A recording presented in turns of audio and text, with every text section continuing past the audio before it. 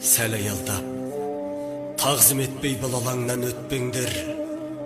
Желтоқсанда азғырықтан тітіркеніп көкпен бел, бұл жыр қалқан асқақ рух жарылысы өткен жер.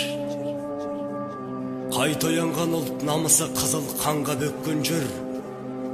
Ертесеген ару қызды шаштан сүйреп тепкен жер.